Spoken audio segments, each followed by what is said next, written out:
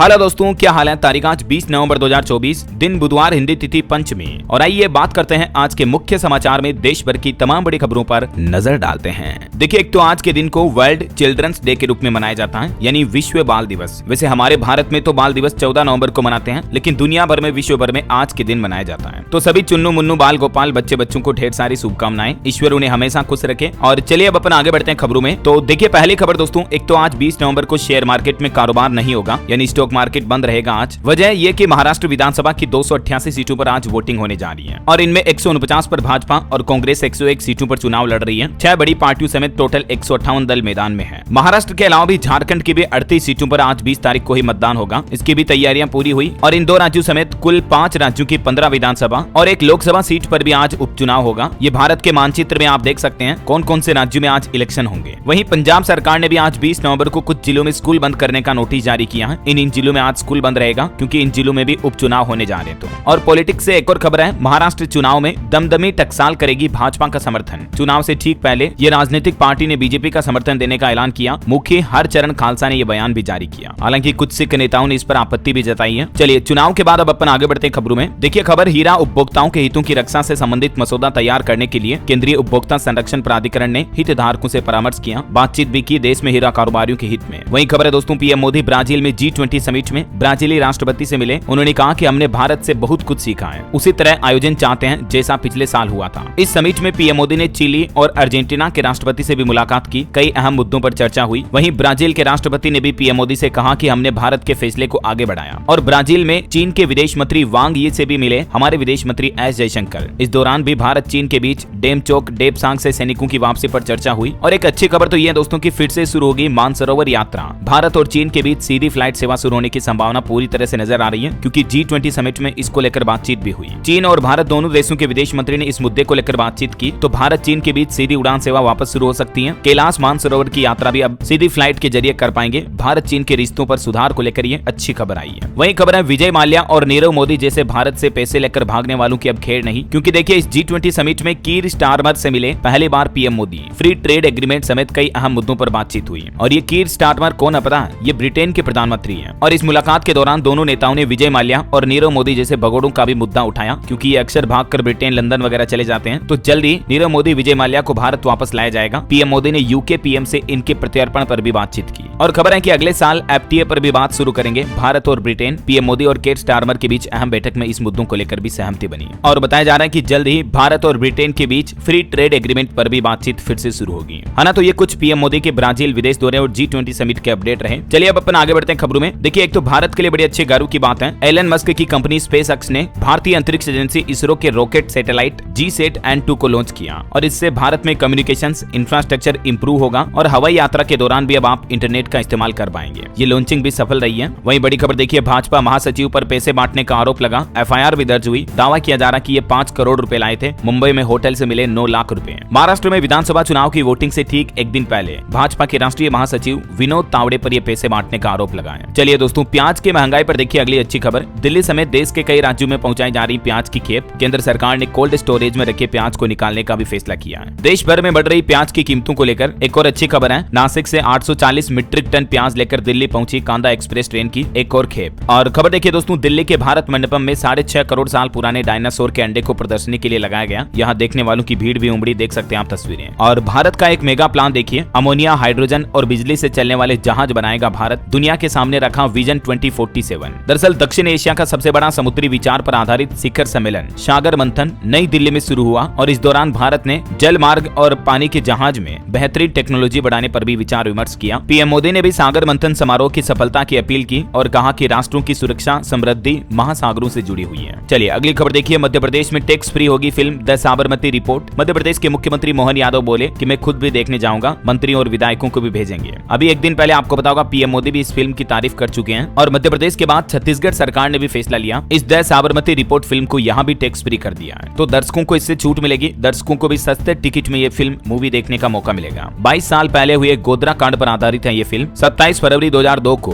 गुजरात में Godhra railway station पर Sabarmati train में आग लगा दी गई थी। तो इसी घटना पर आधारित है ये फिल्म, है ना। चलिए अगली खबर देखिए, गृह मंत्री अमित शाह बोले भाजपा सरकार में देश में हिंसा घटी है। पिछले 10 सालों में जम्मू कश्मीर, नॉर्थ ईस्ट और नक्सल इलाकों में हिंसक घटनाएं 70% तक कम हुई। वैसे अभी मणिपुर में काफी हिंसा फैली हुई है, आपको पता होगा। अभी 7 जिलों में तो अगले 2 दिन तक इंटरनेट बैन को और बढ़ा दिया है। स्कूल कॉलेज भी बंद पड़े हैं। केंद्र सरकार ने भी 50 और आर्म्ड फोर्सेज की कंपनियां भेजी हैं। मणिपुर में मारे गए कुकी उग्रवादियों के समर्थन में प्रदर्शन भी किया लोगों ने। सैकड़ों लोग खाली ताबूत लेकर सड़कों पर उतरे हैं। कांग्रेस बोली कि मोदी जी मणिपुर जाइए, देखिए हालात क्या है वहाँ। इधर हिमाचल प्रदेश में भी देखिए आप, इस्लामी जिहाद मुर्दाबाद के नारे लगाए गए। मंडी में आक्रोश रैली निकाली। मस्जिद का अवैध निर्माण तोड़ दें और नीचे की खुदाई पर अड़े हिंदू संगठन। वहीं खबर है सुप्रीम कोर्ट और इलाहाबाद हाईकोर्ट को उड़ाने की धमकी दी गई। मथुरा ईदगाह केस में सुनवाई से पहले पाकिस्तान से ऐसा मैसेज आया, कहा कि सभी हिंदू मंदिरों को उड़ाएंगे। क्योंकि कल यूपी मथुरा में श्री कृष्ण जन्मभूमि ईदगाह मामले में हाईकोर्ट में 3 घंटे तक सुनवाई चली। अब इस मामले की अगली सुनवाई 28 नवंबर को फिर से होगी। नई बेंच ने दोनों पक्षों की बातें भी सुनी है। चलिए बड़ी खबर देखिए, यूक्रेन जंग के बाद रूस के राष्ट्रपति व्लादिमीर पुतिन पहली बार भारत आएंगे। रूस बोला कि तारीख जल्द ही तय करेंगे। इससे पहले वो 3 साल पहले 4 घंटे के लिए भारत आए थे और अभी रूस यूक्रेन जंग को शुरू हुए लगभग 1000 दिन से भी ज्यादा हो चुके हैं। अब उनका फिर से भारत दौरा होने जा रहा है। दोस्तों ये रूस यूक्रेन जंग 21वीं सदी की सबसे घातक संघर्ष की कहानी बन चुकी है। और एक चौंकाने वाली खबर तो ये है कि दुनिया में अब तीसरे विश्व युद्ध की आहट भी दिखने लगी है। अमेरिका के फैसले पर भड़के रूस के राष्ट्रपति पुतिन यूक्रेन पर परमाणु हमले करने के भी संकेत दिए, क्योंकि अभी अमेरिकी राष्ट्रपति जो बाइडेन ने अपने जाते जाते कार्यकाल में एक ऐसा फैसला लिया जिसमें यूक्रेन को लंबी दूरी की मिसाइलों से रूस पर हमला करने की अनुमति दे दी है। तो इस फैसले के चलते अभी रूस यूक्रेन जंग एक बार फिर से भड़क गई। और इस बीच रूसी राष्ट्रपति पुतिन ने भी एक ऐसा फैसला लिया जिससे दुनिया भर में हड़कंप सा मच गया। बताया जा रहा है कि रूस पर कोई भी बड़ा हवाई हमला परमाणु प्रतिक्रिया को जन्म दे सकता, मतलब रूसी राष्ट्रपति परमाणु हमला भी कर सकते हैं, क्योंकि अभी बीते महीनों में सितंबर में ही रूस ने अपनी परमाणु नीति में बदलाव करने की भी घोषणा की थी। रूस यूक्रेन जंग के 1000वें दिन न्यूक्लियर वॉर का एक और नियम भी बदला रूस ने, और अब परमाणु हमला करना और आसान होगा, क्योंकि यूक्रेन ने भी पहली बार अमेरिका की दी हुई मिसाइलें दागी रूस पर, जिसे बाइडेन ने 2 दिन पहले मंजूरी दी थी। तो इसी बीच पुतिन ने ये परमाणु हमले की धमकी दी है। और एक खबर देखिए, जूनियर ट्रंप ने भी आरोप लगाया कि तीसरा विश्व युद्ध छेड़ना चाहते हैं अमेरिकी राष्ट्रपति जो बाइडेन। उन्होंने आरोप लगाते हुए कहा कि वो अपनी हार से बौखलाए हुए हैं, क्योंकि अभी अमेरिका में इस बार चुनाव में डोनाल्ड ट्रंप की जीत हो गई है। तो इसलिए उनका कहना है कि वो रूस यूक्रेन युद्ध को भड़का रहे हैं। यूक्रेन ने रूस पर 6 अमेरिकी मिसाइलें दागी और उसके बाद दुनिया भर में परमाणु हमले का खतरा बढ़ गया है। अब पुतिन के पलटवार पर सबकी निगाहें हैं कि रूस के राष्ट्रपति पुतिन यूक्रेन को किस तरह से मुंहतोड़ जवाब देते हैं। और दोस्तों रशिया यूक्रेन वार जंग भड़कने का एक और खतरा इसलिए भी बढ़ गया क्योंकि स्वीडन और नॉर्वे ने अपने नागरिकों को पर्चे बांटे और कहा कि युद्ध के लिए तैयार रहो, रोड मैप भी जारी किया। और इधर अब पुतिन ने भी जब नई परमाणु नीति पर हस्ताक्षर किए तो दुनिया भर में चिंता और ज्यादा बढ़ गई। वहीं दोस्तों ईरान इजराइल जंग पर भी एक बड़ी खबर यह है कि परमाणु बम बनाने के बेहद करीब पहुंचा ईरान भी। खुफिया रिपोर्ट से दुनिया में तहलका मच गया। बताया जा रहा है कि 6604 किलो यूरेनियम जुटा चुका ईरान। दुनिया में चल रहे इन जंगी हालातों के बीच हमारे देश के रक्षा मंत्री राजनाथ सिंह ने भी भारतीय वायुसेना को सलाह दी और कहा कि अपने क्षमता विकास पर ध्यान देने की जरूरत है, क्योंकि पता नहीं कब दुनिया में थर्ड वर्ल्ड वॉर छिड़ जाए अगर, तो भारत को भी मजबूत होना पड़ेगा, है ना। वहीं देखिए दोस्तों इन हालातों के बीच दुनिया के संयुक्त राष्ट्र महासचिव एंटोनिया गुटेरेस ने मध्य पूर्व में परमाणु हथियार मुक्त क्षेत्र स्थापित करने की भी अपील की है। दुनिया भर में खास करके गाजा वगैरह में तत्काल युद्ध विराम लागू करने की भी अपील की। तो ये कुछ जंगी माहौल चल रहे हैं। और चलिए अब अपन आगे बढ़ते हैं खबरों में। देखिए टेक दिग्गज एलोन मस्क अब एक्स यानी ट्विटर पर एक नया फीचर लेकर आए हैं। अब एक्स से लोगों को आसानी से नौकरियां भी मिल पाएगी। जी हाँ, जैसे कि लिंक्डइन में जॉब प्रोफाइल वगैरह बनती है ना, अपन रिज्यूम वगैरह डाल सकते हैं, तो ठीक ऐसा ही फीचर अब आपको ट्विटर पर भी जॉब सर्च का ऑप्शन मिलेगा, जिसमें कंपनीज अपनी जॉब पोस्ट कर पाएंगी और लोग बाग अपनी जॉब सर्च करके रिक्रूटमेंट भी देख पाएंगे। तो ये नया फीचर ट्विटर ने लॉन्च किया है। चलिए अगली खबर देखिए दोस्तों, आंध्र प्रदेश राज्य में अब 2 से ज्यादा बच्चे वाले भी लड़ पाएंगे स्थानीय निकाय चुनाव। हालांकि आंध्र प्रदेश की एनडीए सरकार ने जो ये संशोधित बिल पेश किया, इस पर विश्व हिंदू परिषद ने इतराज भी जताया है। अभी आंध्र प्रदेश में नियम था 2 से ज्यादा बच्चों की लिमिट वाला, लेकिन अब आंध्र प्रदेश के लोग 2 से ज्यादा बच्चे पैदा कर पाएंगे। 30 साल बाद सरकार ने वापस लिया अपना आदेश और ये पाबंदी को खत्म कर दी है, इलेक्शन लड़ने की जो पहले लिमिट थी। तो इस पर मुख्यमंत्री चंद्रबाबू नायडू का कहना है कि ज्यादा बच्चे पैदा करना जरूरी है। 1994 में आंध्र प्रदेश में इस तरह की व्यवस्था लागू हुई थी, तो लगभग 30 साल बाद अब आंध्र प्रदेश सरकार ने इस नियम में बदलाव किया है। वहीं खबर देखिए, बिहार में शिक्षकों की ट्रांसफर और पोस्टिंग पर रोक लगी। पटना हाईकोर्ट ने बिहार की नीतीश सरकार से जवाब भी मांगा। 3 सप्ताह का वक्त दिया, तब तक फिलहाल पोस्टिंग ट्रांसफर पर रोक रहेगी। वहीं देखिए, सेहत को लेकर बच्चों से संबंधित एक वैज्ञानिक रिसर्च सामने आ रही है कि बच्चों के जीवन के शुरुआती 1000 दिनों तक बच्चों को न खिलाएं चीनी,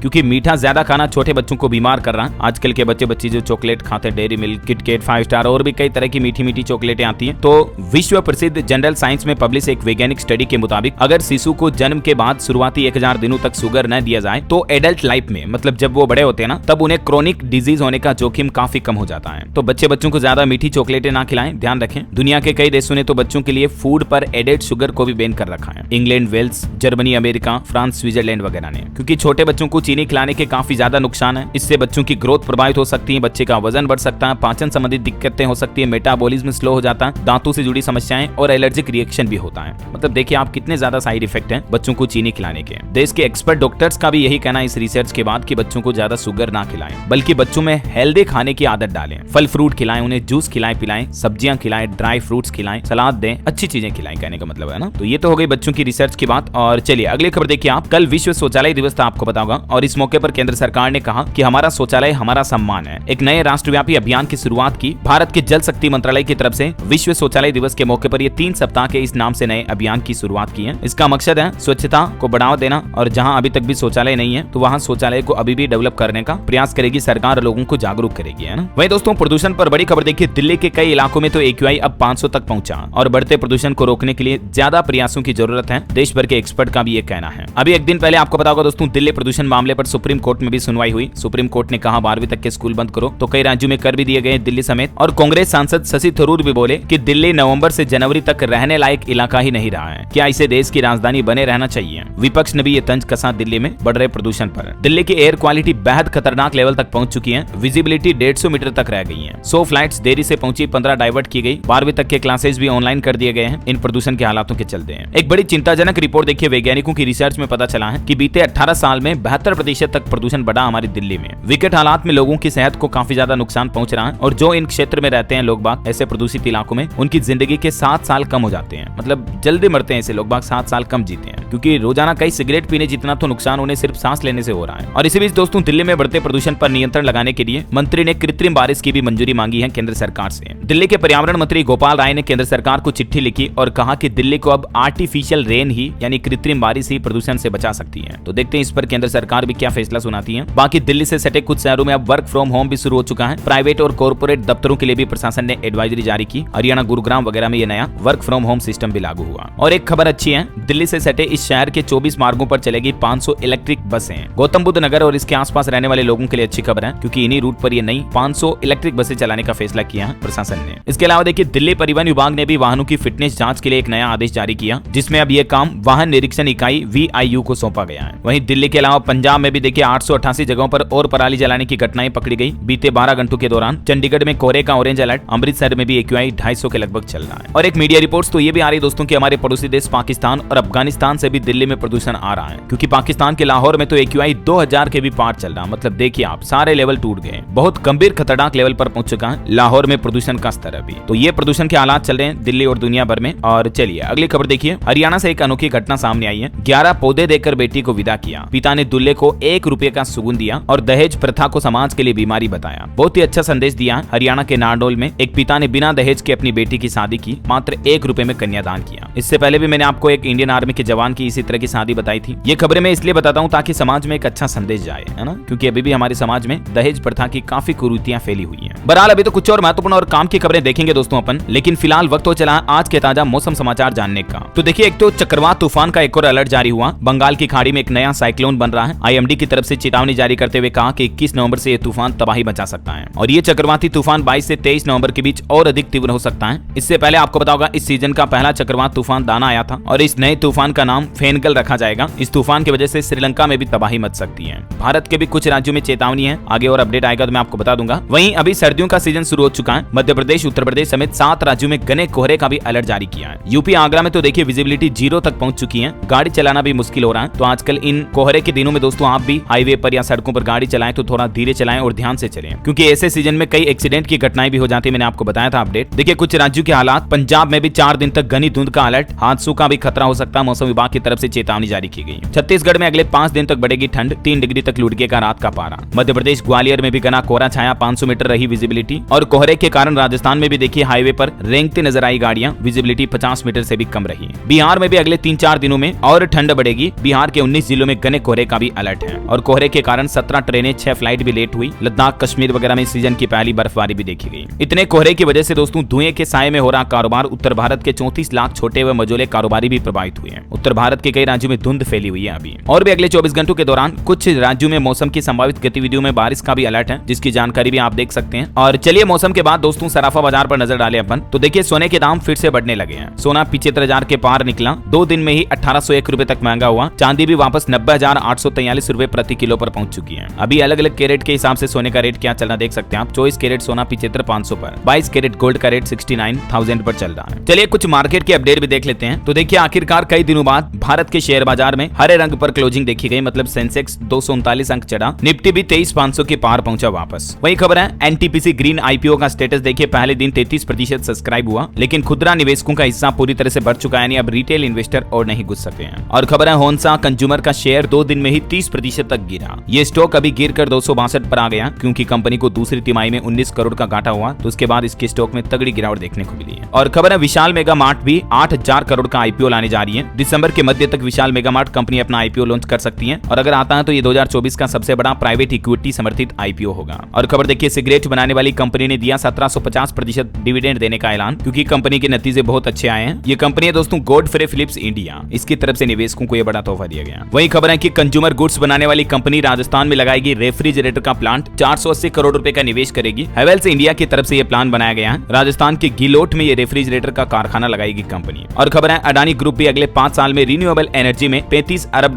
का निवेश करेगा। सागर अडानी की तरफ से यह घोषणा की गई। और निवेशकों के लिए एक और अपडेट है, एक और सोलर कंपनी का आईपीओ भी आने वाला है। कंपनी ने सेबी के पास पेपर भी जमा किए, 1150 करोड़ रुपए जुटाने की प्लानिंग है कंपनी की। हरियाणा स्थित एक कंपनी है, नाम है सात्विक ग्रीन एनर्जी, इसका भी आईपीओ आने जा रहा। वही देखिए दोस्तों देश की वित्त मंत्री निर्मला सीतारमण ने भी अभी एक दिन पहले कहा था कि बैंक लोन की ब्याज दरें कम करें। वित्त मंत्री ने कहा बोरोइंग कॉस्ट वाकई में ज्यादा है, हमें ब्याज दरों को किफायती बनाना होगा। इधर भारतीय रिजर्व बैंक ने भी देश भर के बैंकों को चेतावनी दी और कहा कि अगर ये काम नहीं किया तो कानूनी कार्रवाई होगी। भारतीय रिजर्व बैंक के डिप्टी गवर्नर ने देश भर के बैंकों से केवाईसी दिशा निर्देशों का सटीकता और सहानुभूति के साथ पालन करने को कहा है। अगर इन नियमों का पालन नहीं होता तो बैंकों पर कार्रवाई होगी, है ना। वहीं दोस्तों लोन पर एक बड़ी खबर आ रही है, होम लोन कार लोन जैसा हो जाएगा गोल्ड लोन भी। एक बड़ा बदलाव लागू होने जा रहा, क्योंकि अभी कुछ दिनों पहले ही गोल्ड लोन डिस्ट्रीब्यूशन के मुद्दे पर आरबीआई ने नाराजगी जताई थी, तो इसके बाद अब गोल्ड फाइनेंस कंपनी ग्राहकों का नया रीपेमेंट ऑप्शन देने पर विचार कर रही है। आरबीआई ने अपने सर्कुलर में भी क्या कहा था, सितंबर में एक सर्कुलर जारी किया था, देख सकते हैं आप, गोल्ड लोन को लेकर, है ना। चलिए ऑटो इंडस्ट्री से खबर देखिए, टीवीएस अपाचे आरटीआर 164V का नया वेरिएंट लॉन्च हुआ। इस बाइक में यूएसडी फ्रंट फोक्स के साथ डुअल चैनल एबीएस सिस्टम भी मिलेगा। इसका पल्सर NS 160 से मुकाबला होगा और इस नए वेरिएंट की कीमत कंपनी ने 1,40,000 रुपए रखी है। और खबर है हिमाचल प्रदेश के IAS संजय मूर्ति बने CAG। केंद्रीय वित्त मंत्रालय ने जारी किया आदेश, ये गिरीश चंद्र मुर्मू की जगह लेंगे। CAG यानी अगले नियंत्रक एवं महालेखा परीक्षक इन्हें नियुक्त किया गया है। और खबर देखिए पंजाब के मुख्यमंत्री भगवंत मान बोले कि पंचायतों को फंड की कमी नहीं होगी, विकास से जुड़े प्रस्ताव पारित करने की सलाह दी, 422 पंचों को शपथ भी दिलाई।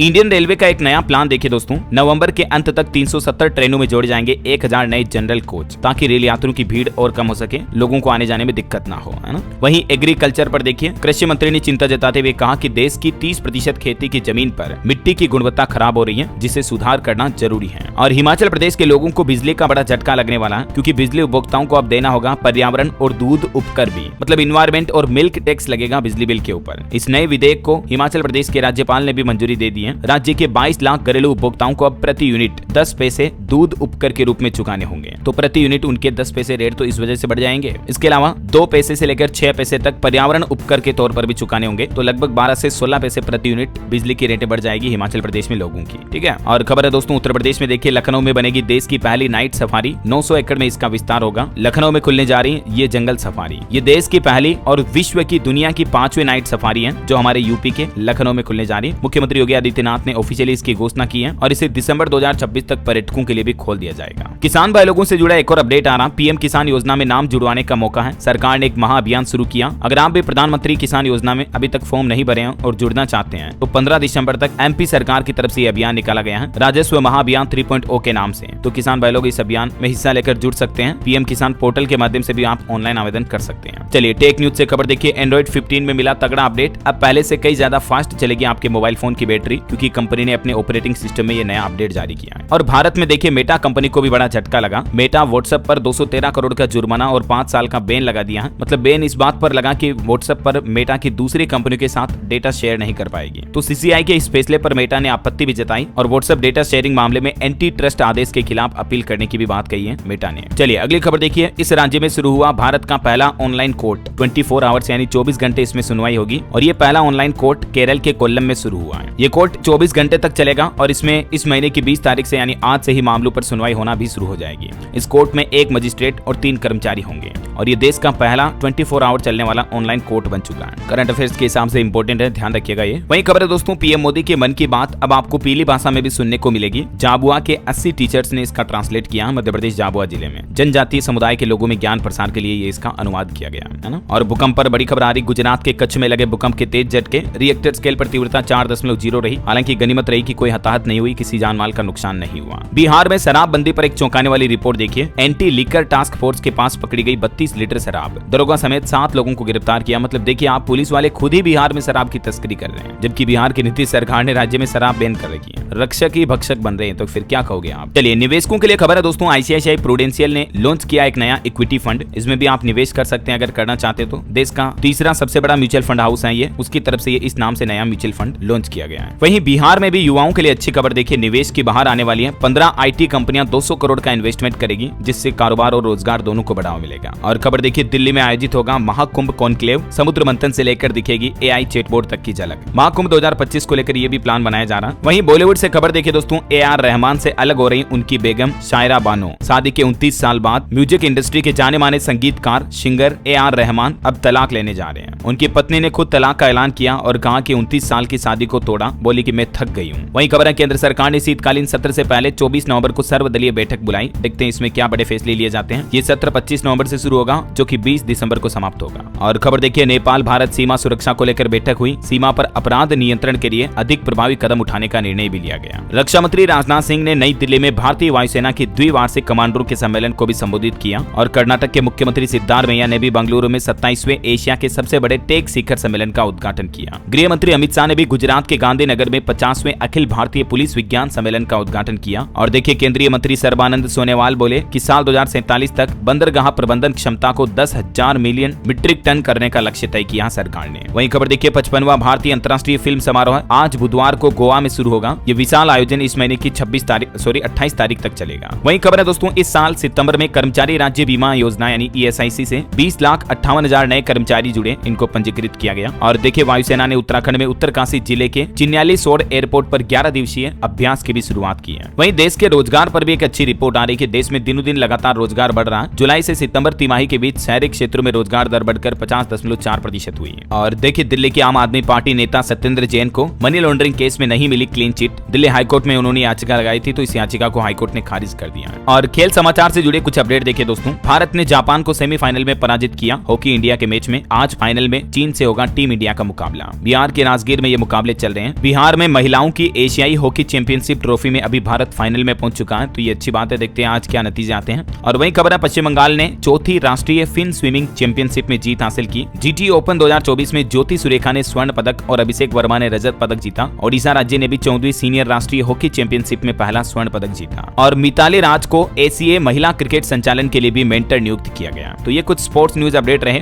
वहीं खबर देखिए दोस्तों, भारत की साइबर सुरक्षा को मजबूत करने के लिए भारत NCX 2024 का भी शुभारंभ किया गया। मतलब भारत राष्ट्रीय साइबर सुरक्षा अभ्यास, जो कि 12 दिन तक चलेगा, 29 नवंबर तक, ठीक है। इसके अलावा देखिए, कोल इंडिया लिमिटेड को लंदन में मिला प्रतिष्ठित ग्रीन वर्ल्ड अवार्ड्स 2024 भी। ये भारत की सार्वजनिक क्षेत्र की कंपनी है जिसको ये अवार्ड मिला है। और सेबी का एक प्लान देखिए दोस्तों, SME IPO पर कंसल्टेशन पेपर जारी किया। एप्लीकेशन साइज बढ़ाकर 2 लाख या 4 लाख करने का प्रस्ताव भी रखा सेबी ने। और एक बदलाव देखिए, हरियाणा विधानसभा में अब एक्टिंग नहीं बल्कि प्रोटेम स्पीकर शब्द का इस्तेमाल होगा। अध्यक्ष हरविंद्र कल्याण ने ये नया नियम लागू किया। खबर है, बिहार के नीतीश सरकार का एक अहम फैसला, अब AI यानी आर्टिफिशियल इंटेलिजेंस और मशीन लर्निंग के जरिए सड़कों की जानकारी ली जाएगी। बिहार के इंजीनियर्स भी अलर्ट हुए और बिहार राज्य में अब मतलब टूटी फूटी सड़कों का समाधान टेक्नोलॉजी के माध्यम से किया जाएगा, है ना। वहीं खबर है, कनाडा ने भारतीयों के लिए एक अच्छी खुशखबरी दी। अब वर्क परमिट के बिना भी सप्ताह में 24 घंटे काम कर सकेंगे भारतीय छात्र। कनाडा सरकार की तरफ से भारतीय स्टूडेंट के लिए ये राहत भरी खबर दी है। और खबर है दोस्तों, आंध्र प्रदेश में तिरुमाला मंदिर में दर्शन के नियमों में बदलाव किया गया। अब सिर्फ 2 घंटे में होंगे भगवान वेंकटेश्वर के दर्शन। ये समय और नई व्यवस्थाओं में बदलाव किया गया। और खबर देखिए, 64 करोड़ का बकाया नहीं चुका पाई हिमाचल प्रदेश की सुक्खू सरकार, तो हाईकोर्ट ने हिमाचल भवन को कुर्क करने का आदेश भी जारी कर दिया है। दिल्ली के मंडी हाउस के पास ये हिमाचल भवन स्थित है। और एक अच्छी खबर देखिए, भारत में स्थापित रिन्यूएबल एनर्जी क्षमता मार्च 2026 तक 250 गीगावाट तक पहुंचने की उम्मीद है। हालिया क्रेडिट रेटिंग एजेंसी ICRA की रिपोर्ट में ये जानकारी दी गई। वहीं खबर देखिए, असम राज्य सरकार ने बदला करीब करीमगंज जिले का नाम और अब इस जिले को श्रीभूमि जिले के नाम से जाना जाएगा। असम के मुख्यमंत्री हेमंत बिश्व शर्मा सरकार की तरफ से यह बड़ा फैसला लिया गया। चलिए कुछ और स्टेट न्यूज अपडेट देख लेते हैं फटाफट से। देखिए हमारे देश के पूर्व राष्ट्रपति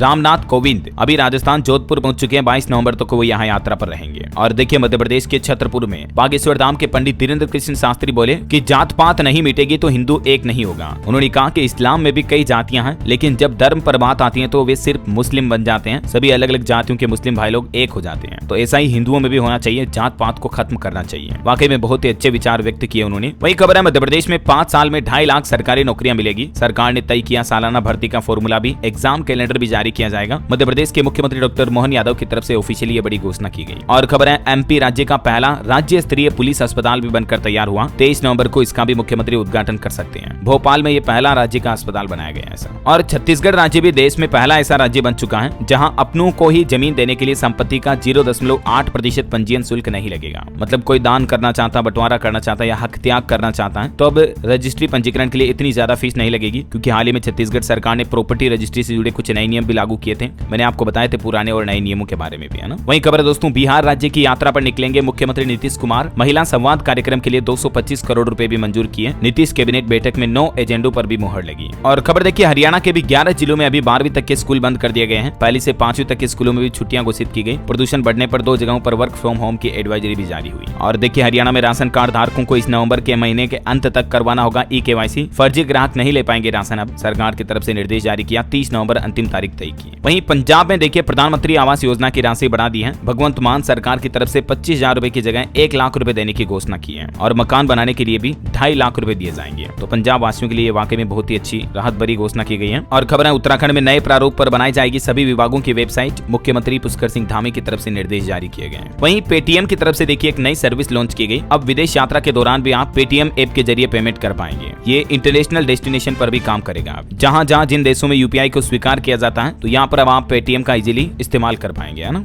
और खबर देखिए अब गायों के संरक्षण और देखभाल के लिए राजस्थान में बनेगा पहला गो अभ्यारण्य भी। मुख्यमंत्री भजनलाल सरकार की तरफ से ये घोषणा की गई है। और देखिए बिहार सरकार का एक और अच्छा फैसला, शहीदों के परिवारों को मिलने वाली सहायता राशि में बड़ा इजाफा यानी कि बढ़ोतरी की गई है। अब 11 लाख की बजाय 21 लाख की अनुग्रह राशि दी जाएगी। अगर बिहार में कोई सैनिक शहीद हो जाता है या सशस्त्र पुलिस बल के जवान शहीद होने पर उनके परिवारजनों को ज्यादा राशि दी जाएगी, है ना। वहीं देखिए अब अजय मेरू कहलाएगा खादिम होटल। राजस्थान सरकार ने अजमेर के इस होटल का नाम भी बदल दिया है। और टेक न्यूज से खबर है इंस्टाग्राम पर आ रहा है एक नया फीचर। यूजर्स खुद तय कर सकेंगे कि उन्हें क्या देखना क्या नहीं देखना। मतलब आप अपने फीड में कंटेंट को ज्यादा कंट्रोल कर पाएंगे, है ना। वहीं छत्तीसगढ़ सरकार का भी एक बड़ा फैसला, अब राज्य में रेस्टोरेंट और ढाबों में भी मिलेगी शराब, बैठकर पीने की भी सुविधा होगी। छत्तीसगढ़ का आबकारी विभाग शर्तों के साथ होटल रेस्टोरेंट ढाबों में भी वाइन बेचने की अनुमति देगा। चलिए कुछ एजुकेशनल खबरें देख लेते हैं। देखिए जेईई एडवांस में अब 2 अटेम्प्ट ही मिलेंगे। आईआईटी कानपुर ने 3 अटेम्प्ट का फैसला वापस लिया। मध्य प्रदेश में 10वीं 12वीं प्री बोर्ड एग्जाम 16 जनवरी से शुरू होंगे। मुख्य परीक्षाएं 25 फरवरी से होगी। और आखिरकार एमपी में इस बार प्री बोर्ड परीक्षाएं भी होगी। 9 से 19 दिसंबर तक अर्धवार्षिक और फिर 16 जनवरी से शुरू होगी प्री बोर्ड एग्जाम भी।